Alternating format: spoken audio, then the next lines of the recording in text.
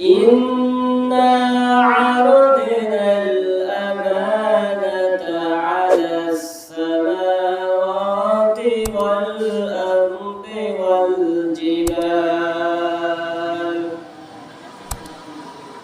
فأبين أن يحملنها وأشفقن منها وحملها الإنسان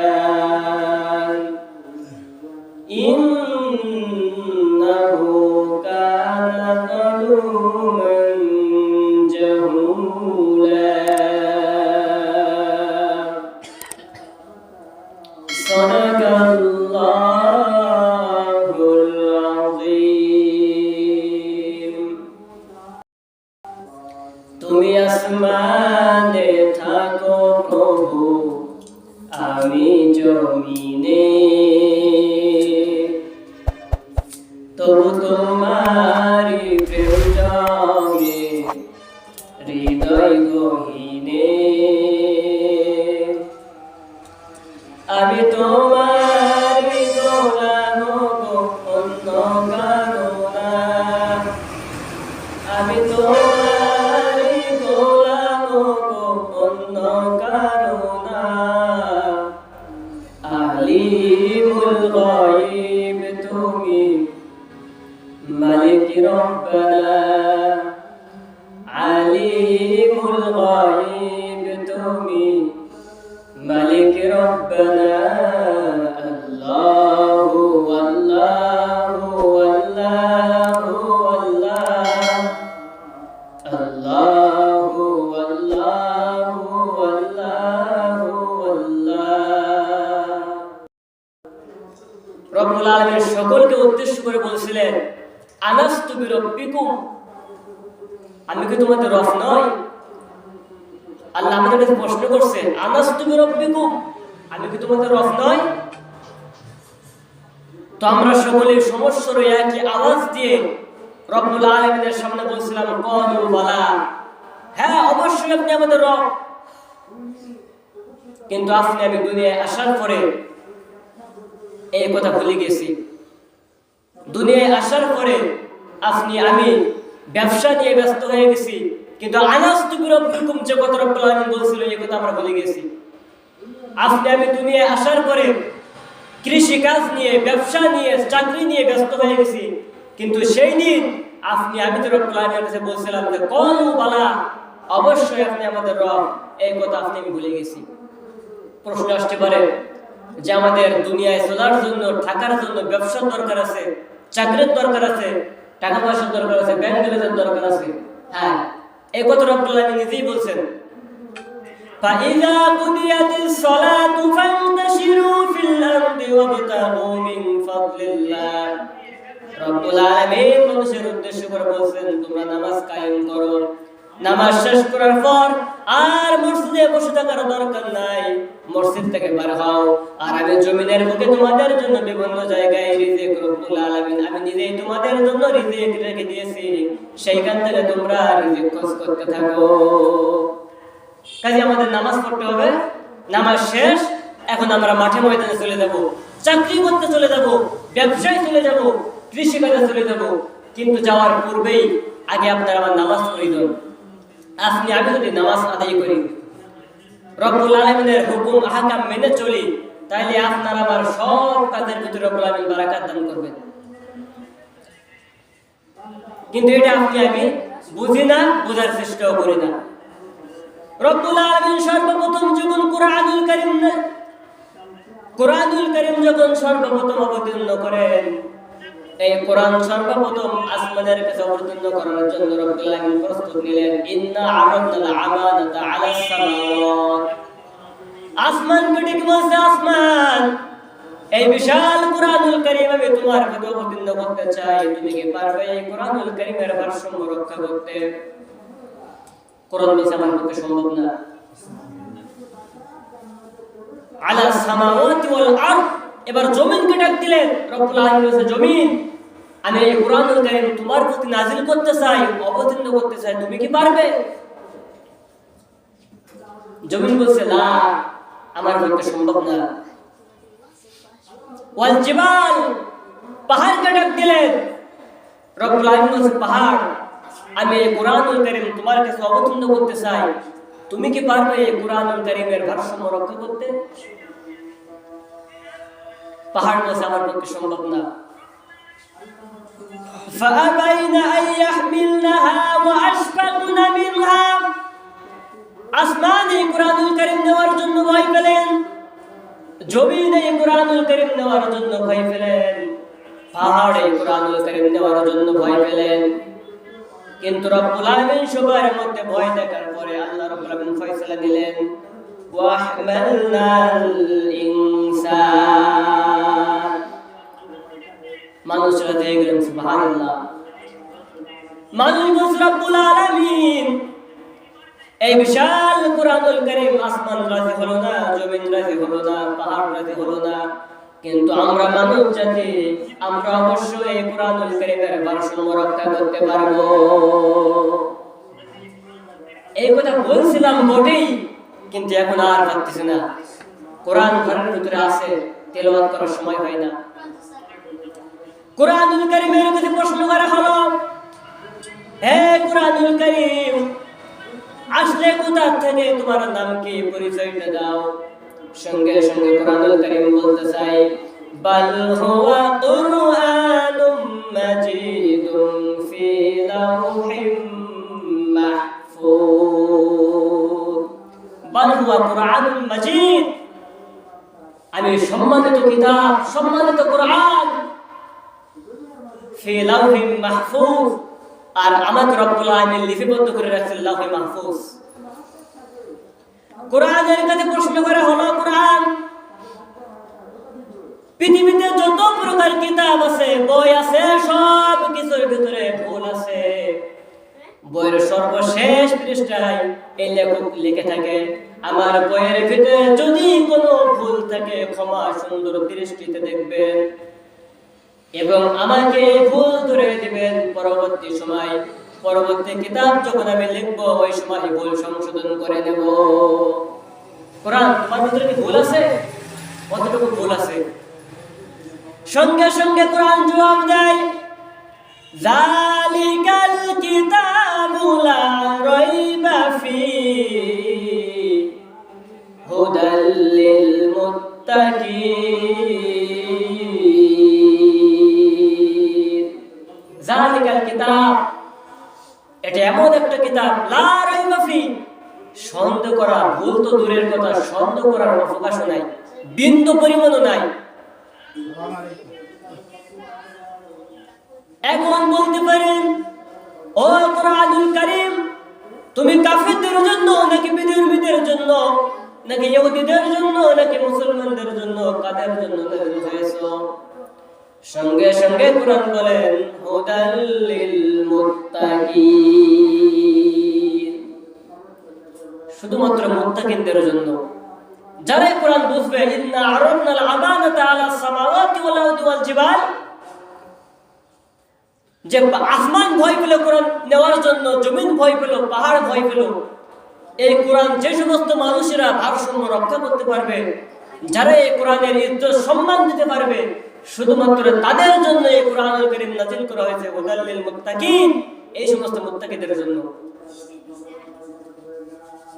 আমরা সকলেই ইসলামের দ্বিতীয় খলিফা হযরত উমর ফারুক রাদিয়াল্লাহু তাআলা আনহুর নাম সকলেই জানি।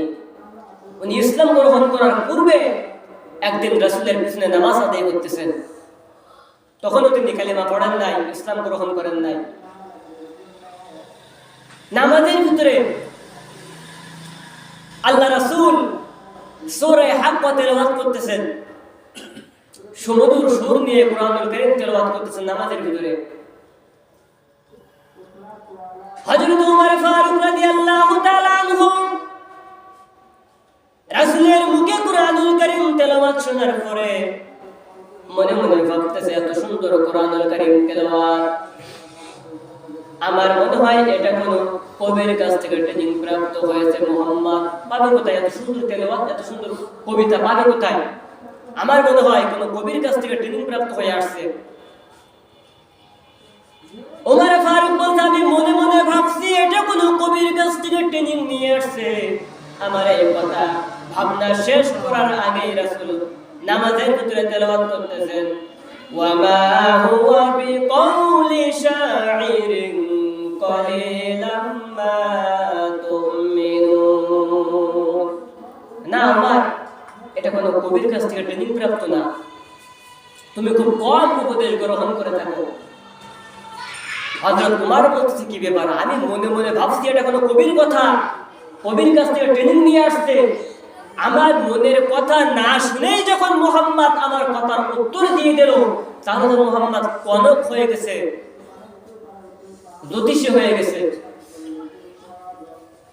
ওমর ফারুক বলতেছেন, আমি যখন মনে মনে এই কথা ভাবলাম, মুহাম্মদ শুধু কবি না কনক হয়ে গেছে, মুহাম্মদ শুধুমাত্র কবি না জ্যোতিষী হয়ে গেছে। আমার এই ভাবনা শেষ করার আগে মুহাম্মদ নামাজের ভিতরে বলতেছেন, ওয়ালা বিকাউলি কাহিনিন কলিলাম মা তাযাক্কারুন। না মা, এটা কোনো কনকের কথা না, তুমি খুব কম উপদেশ গ্রহণ করে থাকো। উমর বলতেছে, আমার পায়ের নিচের থেকে মাটি যেন সরে যায়, আমি মনে মনে যেটাই কল্পনা করি, মুহাম্মদ আমার কথা না শুনে উত্তর দিয়ে দেয়, পাই কোথায়। এবার উমর মনে মনে ভাবতেছে, যখন আমি বললাম এটা কবির কথা, মুহাম্মদ বলল না। যখন আমি বললাম কনকের কথা, মুহাম্মদ বলল না। এখন আমার মনে চিন্তা, যেহেতু কবির কথা না, কনকের কথা না, তাহলে এটা কি?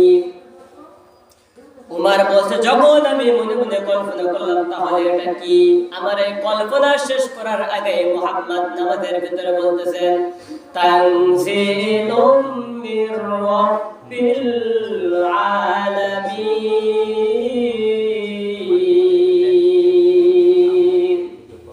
এটা আল্লাহর পক্ষ থেকে নাযিলকৃত কিতাব, এটা কোরআন। উমর বলতেছে, এই কথা যখন বললো এটা আল্লাহর পক্ষ থেকে নাযিলকৃত কিতাব, এটা কোরআন, তখন যেন মনে হলো ঈমান, কোরআনুল কারীমের এই পাওয়ারে ঈমান যেন তার শেকড় শুদ্ধ আমার কলিজার ভিতরে স্পর্শ করেছে। কিন্তু তখন সে ঈমান আনে নাই। ঈমান আনছে কখন? যখন প্রচার হয়ে গেছে মুহাম্মাদের কল্যাণ নিয়ে রাষ্ট্রপতিকে দ্বিখণ্ডিত করতে হবে। সর্বপ্রথম উমর বলছে, আমি রাজি হয়ে গেছি, আমি নিয়ে আসবো মুহাম্মাদের কল্যাণ। বাড়ি হয়ে গেছেন খোলা তওরে নিয়ে।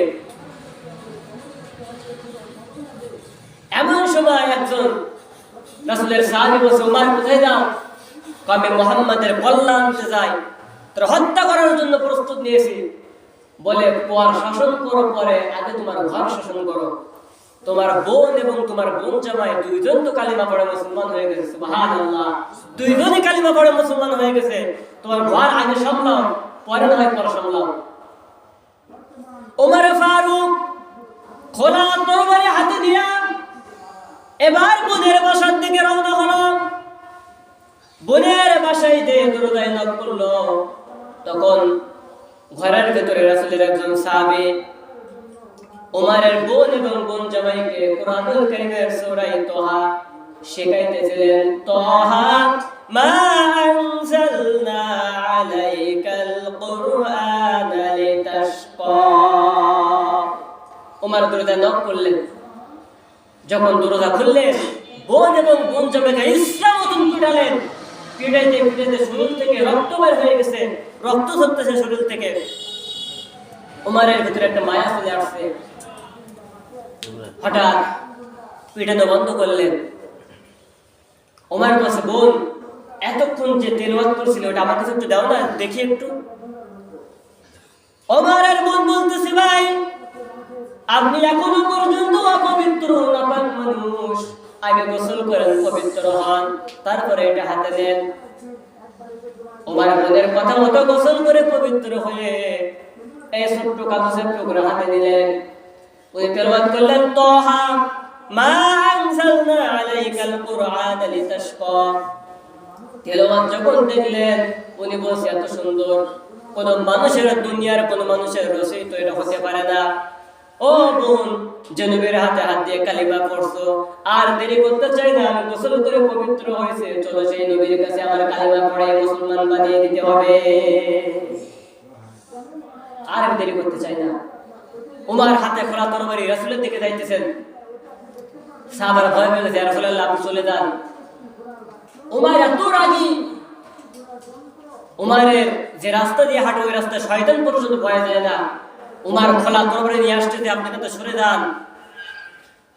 নবী করিম সাল্লাল্লাহু আলাইহি ওয়াসাল্লাম সাহাবাদের উদ্দেশ্যে বলতেছো, আমার সাহাবারা, আমি যা দেখি তোমরা দেখতে পাও না, আমি উমারের চেহারার ভিতরে ঈমানের একটা নূর দেখতে পাইতেছি, বলুন সুবহানাল্লাহ। আমি উমারের চেহারার ভিতরে নূর দেখতে পাইতেছি, তোমরা পথ দাও, উমারকে আমার কাছে আসতে দাও। উমার চলে এলেন, ইয়া রাসূলুল্লাহ ভুল করছি, না বুঝে ভুল করছি, আমি আর ভুল পথে থাকতে চাই না, জুলুমাত ইলা নূর, অন্ধকারের পথে থাকতে চাই, আমি আলোর পথে আসতে চাই, আপনি আমার কালিমা পড়ে মুসলমান বানিয়ে দেন। উমার মুসলমান হয়ে গেলেন। উমার বলছে, ইয়া রাসূলুল্লাহ অনেক লম্বা ঘটনা, ইয়া রাসূলুল্লাহ আপনি যে দ্বীন প্রচার করেন, ইসলাম প্রচার করেন, এটা কি সত্য? রাসূল বললেন, হ্যাঁ এটা সত্য। উমার বলছে, সত্য জিনিস আর গোপনে প্রচার হবে না, সত্য জিনিস প্রকাশ্যে প্রচার হবে। সর্বপ্রথম উমর ফারুক কয়েকজন সাহাবীকে নিয়ে সেখান থেকে একটা স্লোগান বাইর করলেন, মিছিল বাইর করলেন। কাবা ঘরের দিকে একটা মিছিল দিয়ে আসলেন, লিল্লাহি তাকবীর, আল্লাহু আকবার, এরকম ভাবে একটা স্লোগান নিয়ে একটা মিছিল দিয়ে আসলেন। কাফেররা জানলা খুলে দেখে মিছিলের সর্বপ্রথম কাতারে উমর ফারুক। তাদের আর বুঝতে বাকি রইল না যে উমর কালিমা পড়ছে, ইসলাম গ্রহণ করছে। সুতরাং এই কোরআন যদি আপনি আমি বুঝি, আপনি আমি পড়ি, আপনি আমি বোঝার চেষ্টা করি, তাহলে আপনার আমার ভিতরে যে অন্ধকার একটা প্রভাব আছে, মিনাজ জুলুমাতি ইলান নূর, এই অন্ধকার আপনার আমার ভিতরে আর থাকবে না, এটা চলে যাবে। কিন্তু আগে বুঝতে হবে, কারণ যে কোরআন নাজিলের ব্যাপারে আল্লাহ নিজেই বলছেন, আমি সর্বপ্রথম ইন্না আররাদনাল আমানাতা আলাস সামাওয়াত, আসমানকে বলছিলাম, আসমান আমি কোরআন তোমাকে দিতে চাই, আসমান রাজি হলো না। ওয়াল আরদ, জমিনকে বললাম, জমিন রাজি হলো না। ওয়াল জিবাল, পাহাড়কে ডেকে বললাম, পাহাড়ও রাজি হলো না। তারা কি বলল? ফাআবাইনা আন ইয়াহমিলনাহা ওয়া আশফাকনা মিনহা। আমরা তো ভয় পাইতেছি, কারণ কোরআনের যে ওয়েট, এই যে ওজন, এটা আমরা সহ্য করতে পারবো না, এটা রক্ষা করতে পারবো না। সর্বশেষ রব্বুল আলামিন কি করলেন? ওয়া হামালাহাল ইনসান, মানুষের উপর দায়িত্ব দিয়ে দিলেন। আপনি আমি রাজি হয়ে গেছেন, রব্বুল আলামিন আমরাই পারবো এই কোরআনের ওয়েট রক্ষা করতে, এর ভারসাম্য, এর ইজ্জত সম্মান সবটা আমরা পারবো।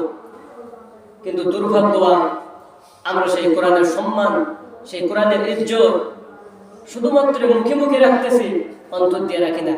কাজেই আল্লাহ রাসূল হাদিসের ভিতরে বলছে, তুমি আলেম হও, হয়তো আলেম হও, তাহলে আলেমের বাবা হও, নতুবা আলেমদের সঙ্গে সুসম্পর্ক রাখো। কেমন সম্পর্ক হয়? আপনার ছেলেকে বিবাহ দেন একটা আলেম মেয়ের সঙ্গে, অথবা আপনার মেয়েকে বিয়ে দেন একটা আলেম ছেলের সঙ্গে, অথবা আলেমদের সঙ্গে বন্ধুত্ব করুন, যেভাবে হোক একটা সম্পর্ক করুন তাদের সঙ্গে। এই তিনটা ব্যতীত, অর্থাৎ নিজে আলেম হও, অথবা আলেমের পিতা হও, আলেমের বাবা হও, নতুবা আলেমদের সঙ্গে সম্পর্ক রাখো। এই তিনটা ব্যতীত চতুর্থ নম্বর যাবেন, আপনি ধ্বংস হয়ে যাবেন। আল্লাহ রাসূল হাদিসের ভিতরে বলছেন। কাজেই কোরআনের ইজ্জত সম্মান অনেক বেশি। আর আপনি আমি যদি এই কোরআনের সম্মান দিতে না পারি, কাল কিয়ামতের কঠিন ময়দানে সর্বপ্রথম আপনাকে আসামির কাঠগড়ায় দাঁড় করবেন এই কোরআন। এজন্য আপনার আমার উচিত সর্ব অবস্থায় কোরআনুল কারীম তেলাওয়াত করা, এবং আপনার আমার সন্তান সন্ততি যারা আছে তাদেরকে সর্বোচ্চ ইলমে জ্ঞান শিক্ষা করানো। আপনি আপনার সন্তানকে ডাক্তার বানাইতে পারেন, অসুবিধা নাই, ইঞ্জিনিয়ার বানাইতে পারেন, অসুবিধা নাই, বিভিন্ন বাহিনী, পুলিশ ইত্যাদি, সেনাবাহিনী, যাই কিছু বানান, কোনো সমস্যা নাই। কিন্তু সর্বপ্রথম তারা কোরআনের জ্ঞান আগে প্রয়োজন। আপনার সন্তানের ভিতরে যদি কোরআনের জ্ঞান থাকে, আপনার সন্তান যেইখানে যাবে তার সফলতা আসবে। কোরআনের জ্ঞান না থাকার কারণে আপনার সন্তান হবে ডাক্তার, কিন্তু মানুষ বলবে ডাক্তার নামের কসাই। আপনার সন্তান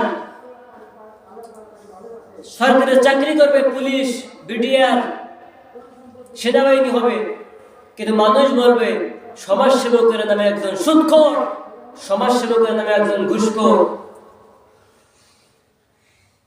আর যদি তার ভিতরে কোরআনের জ্ঞান থাকে, কোরআন যদি তার ভিতরে থাকে, ওই ব্যক্তি কখনো সুদ খাইতে পারে না, ঘুষ খাইতে পারে না, মিথ্যা কথা বলতে পারে না। ওই ব্যক্তি আপনার চিকিৎসার জন্য মিথ্যা পরীক্ষা দিয়ে টাকার হয়রানি করাইতে পারবে না, কারণ তার ভিতরে কোরআনের জ্ঞান আছে, পরকালের একটা ভয় তার ভিতরে থাকবে। সর্বশেষ কথা, কিয়ামতের কঠিন ময়দানে যখন আল্লাহ আদালত বসাবেন, আস্তে আস্তে আগে জমা আমরা এই বিষয়গুলো কথা বলবো। আদালত হবে 7 প্রকারের কিয়ামতের দিন। এ বিষয়ে কোরআন এবং হাদিসের আলোকে আলোচনা আগামী দিন ইনশাআল্লাহ আপনাদের সামনে উপস্থাপন করব। আপনি কয়বার আল্লাহকে ধোঁকা দিবেন? 7 বার রব্বুল আলামিন এক একজন মানুষকে আদালত কাঠ করে দাঁড় করবেন কিয়ামতের কঠিন ময়দানে। সর্বশেষ যখন আপনি আমি ধরা খেয়ে যাব, ইয়াউমা ইদিন তুহাদ্দিসু আখবারাহা বিআন্না রাব্বাকা আওহালাহা ইয়াউমা ইদি ইয়াসদুরুন নাসু আশতাতা। কিয়ামতের কঠিন ময়দানে বিশাল এক পর্দা লাগানো হবে, আপনার আমার হায়াত নামক মেমোরি দিয়ে পর্দা ওপেন করা হবে। আপনার জন্ম থেকে মৃত্যু পর্যন্ত কোথায় কি করছেন সব ভিডিও দেখানো হবে হাসরের ময়দানে। এখন আপনি আর অস্বীকার করার সুযোগ নাই। কিয়ামতের কঠিন ময়দানে এক প্রকার জান্নাতি পিতামাতা তারা বলতে থাকবে, রব্বুল আলামিন আজকে আমাদের জান্নাত ফয়সালা হয়ে গেছে, কিন্তু আমরা আমার সন্তানকে দেখতে চাই। পিতা সেই দিন লক্ষ্য করে দেখবে তার সন্তান, কিন্তু সন্তানের গায়ে জাহান্নামের আগুনের পোশাক পরানো। বাবা সেই দিন বাচ্চা শিশুর মতো ডুকরে কাঁদতে থাকবে, রব্বুল আলামিন আমি জান্নাতি, কিন্তু আমার সন্তান, আমার ছেলের গায়ে কেন জাহান্নামের পোশাক পরানো? রব্বুল আলামিন আমার মেয়ের গায়ে কেন জাহান্নামের পোশাক পরানো? রব্বুল আলামিন বলতে থাকবে, ও জান্নাতি, দুনিয়াতে আমল করছো, আমি তোমার জান্নাত দিয়ে দিছি, কিন্তু তোমার ছেলে, তোমার মেয়ে সারাদিন গান নিয়ে ব্যস্ত, নামাজের সময় হয়ে গেছে নামাজ পড়ে নাই, রমজান মাস আসছে রোজা রাখে নাই, পর্দা ফরজ ছিল পর্দা করে নাই, আযান হয়ে গেছে, তোমার সন্তান কানের ভিতরে ব্লুটুথ দিয়ে, কানের ভিতরে হেডফোন দিয়ে গান শুনছে, রাস্তায় যখন হাঁটতেছিল ওই যে কোরআনের কথা হইতেছিল, মসজিদে আযান হয়ে গেছে, নামাজ না পড়ে গান বাজাইতে বাজাইতে চলে গেছে। নামাজ না পড়ার কারণে, রমজানে রোজা রাখার কারণে, হারাম পন্থা অবলম্বন করার কারণে আজকে তাদের গায়ে জাহান্নামের আগুনের পোশাক পরানো আছে। রব্বুল আলামিন জাহান্নামী ওই সন্তানদেরকে ডেকে বলবে, কেন তোমরা জাহান্নামে আসছো? সেদিন তারা বলবে, ক্বালু রাব্বানা ইন্না আতানা সাদাতানা ওয়া কুবারানা ফাদাল্লুনা সাবিলা। রব্বুল আলামিন দুনিয়ার বুকে আমরা যখন ছিলাম, আমি আমার বাবার কথা শুনতাম, আমি আমার মায়ের কথা শুনতাম, আমি আমার মেম্বারের কথা শুনতাম, চেয়ারম্যানের কথা শুনতাম, এমপির কথা শুনতাম, মন্ত্রীর কথা শুনতাম, আমার প্রধানমন্ত্রীর কথা শুনতাম, তারা কখনো আমাদের নামাজের দাওয়াত দেয় নাই, রোজার দাওয়াত দেয় নাই। রব্বুল আলামিন আমার পিতা কখনো আমার নামাজের কথা বলতো না, আজকে আমার পিতা জান্নাতে যাবে আর আমি জাহান্নামে থাকবো, কখনো হতে পারে না। রব্বানা আতিহিম দি'ফাইনি মিনাল আযাবি ওয়া লানহুম লা'নান কাবীরা। রব্বুল আলামিন আমার পিতা এবং মাকে আমার সামনে নিয়ে আসো, আমি আমার পিতা মাতার পরে রব্বুল আলামিন আপনার কাছে দোয়া করি, রব্বানা আতিহিম দি'ফাইনি মিনাল আযাব। রব্বুল আলামিন আমি আপনাকে বলতে চাই, আমার পিতামাতার প্রতি কঠিন লানত বর্ষণ করুন, এবং যে পিতামাতা আমার নামাজের দাওয়াত দেয় নাই, কোরআন শিক্ষার কথা বলে নাই, মাদ্রাসায় ভর্তি করে নাই, ওই পিতামাতার বুকের সাতায় লাথি মেরে জাহান্নামে আগে ফেলতে চাই, কারণ তাদের জন্য আমি পথভ্রষ্ট হয়ে গেছি, তাদের জন্য আমি অন্ধকারের পথে আছি, তাদের জন্য কোরআন শিখতে পারি নাই, তাদের জন্য নামাজ বুঝি নাই, তাদের জন্য কোরআন শিখে নাই, তাদের জন্য রমজানের রোজা রাখি নাই, কারণ তারা কখনো দাওয়াত দেয় নাই, শেখায় নাই, সেই কারণে আমি গুমরা হয়ে গেছিলাম, অন্ধকারের পথে গেছিলাম, আলোর পথ পাই নাই। সুতরাং আমার সেই বাবা আমার মাকে নিয়ে আসো, বাবা মাকে আগে জাহান্নামে দেখতে চাই, তারপরে মা বাবার পরে আমি জাহান্নামে যেতে চাই। চিন্তা করে দেখুন, যে সন্তানের জন্য আজকে নামাজে আসতে পারতেছি না, ওই যে কৃষক মাঠে কাজ করতেছি, কেন কাজ করতেছি? আমার সংসার চালানোর জন্য, আমার সন্তানের মুখে একটু হাসি দেখার জন্য, আমার সন্তানের আগামীর জন্য কিছু একটু গুছাই রাখতে হবে, কিছু টাকা পয়সা রাখতে হবে, সেজন্য কাজ করতেছি, নামাজ পড়তে পারতেছি না, রোজা রাখতে পারতেছে না, কোরআন তেলাওয়াত করতে পারতেছে না, এই সন্তান কিয়ামতে আপনারা আসামি করবে। কাজেই সন্তানের আদালতে আপনি পিতা হয়ে মাতা হয়ে আসামি না হতে চান, তাহলে আপনি আপনার সন্তানকে কোরআনের জ্ঞান শিক্ষা দেন। আমি কিন্তু যে কথা বলছি আমার ব্যক্তিগত কথা বলি না, আমি কোরআনের আয়াত থেকে বলি, সূরা আহজাব থেকে তেলাওয়াত করছি। আপনি নিজেই দেখুন যে আমি কথা বলছি এটা সত্যি কিনা। وقالوا ربنا إنا أطعنا سادتنا وكبراءنا فأضلونا السبيل ربنا آتهم ضعفين من العذاب ولعنهم لعنا كبيرا। আপনি নিজেই দেখুন, কাজে সন্তানের আদালতে পিতা হয়ে যদি আসামি না হন, সন্তানের আদালতে মাতা হয়ে যদি আসামি না হন, তাহলে আমি আপনাদের আহ্বান জানাই, আপনারা আপনার সন্তানকে কোরআনের জ্ঞান শিক্ষা দেন, ইলমের জ্ঞান শিক্ষা দেন। আমি এই বলতেছি না যে এইখানে পড়াইতে হবে, না, যেখানে আপনার খুশি সেই মাদ্রাসায় ভর্তি করে দেন, কোনো সমস্যা নাই। কিন্তু কথা হলো কোরআনের জ্ঞান আপনাদের শিক্ষা দিতে হবে। কোরআনের জ্ঞান যদি তার ভিতরে থাকে, কোরআনের এলেম যদি ভিতরে থাকে, সর্ব অবস্থায় আপনি এবং আপনার সন্তান সকলেই কামিয়াবি হবেন। আমরা সকলেই জানি একটা কোরআনের হাফেজ কিয়ামতের দিন 7 পুরুষ বেহেশত নিয়ে যাবে। একটা হাদিসের আলেম 70 জন জাহান্নামের সার্টিফিকেট হয়ে গেছে, আল্লাহ ঘোষণা করছে জাহান্নামী, এবং 70 জনকে জান্নাতে নিয়ে আসবে। আমরা এই সমস্ত হাদিস সব জানি, কিন্তু আমরা মাদ্রাসা কি জিনিস, কোরআন শিক্ষা কি জিনিস, এটা আমরা বুঝি না। কাজে আপনাদের এলাকার প্রতিষ্ঠান সকলের একটা হক এখানে আছে। কিয়ামতের দিন যদি আপনারা বলা হয় আপনার প্রতিষ্ঠান এলাকার একটা প্রতিষ্ঠান, এই প্রতিষ্ঠানে যদি আপনার কি ছিল, কি অবদান ছিল, আপনি যদি এই অবদানটুকু যদি না দেখাইতে পারি, তাহলে আমি কিন্তু আল্লাহর কাছে সেই দিন জবাব দিতে পারবো না। কাজে আমি আপনাদের সকলের কাছে আহ্বান জানাই, দাওয়াত দেই, আপনারা আপনাদের সন্তানকে অন্তত কোরআন শিক্ষা দেন, ইলম শিক্ষা দেন, তারপরে তাকে ডাক্তার, মন্ত্রী, এমপি যাই কিছু বলেন, কোনো সমস্যা নেই। আশা করি আপনারা সকলে আমাদের আহ্বান। মাদ্রাসা তো বর্তমান আধুনিক শিক্ষা তো আছে, বাংলা ইংরেজি, এটা তো অবশ্যই মাদ্রাসা সবকিছু আছে, এটা সবাই জানি। মাদ্রাসা আরবি, বাংলা, ইংরেজি সব তো আছেই সব জায়গায়। তো আমি আপনাদের সকলকে আহ্বান করি, আর আমি আশা করি আপনারা সকলে এই আহ্বান কবুল করবেন, এবং আপনারা আপনাদের ছেলে মেয়েকে এলেমের জ্ঞান, যতটুকু এলেম ফরজ পুরুষ এবং মহিলার জন্য, এতটুকু এলেম শিক্ষা করাবেন, এই আশা রেখে আমি আমার সংক্ষিপ্ত আলোচনা শেষ করছি। ওমা তাওফিক ইল্লা বিল্লাহ। আসসালামু আলাইকুম ওয়া রাহমাতুল্লাহ।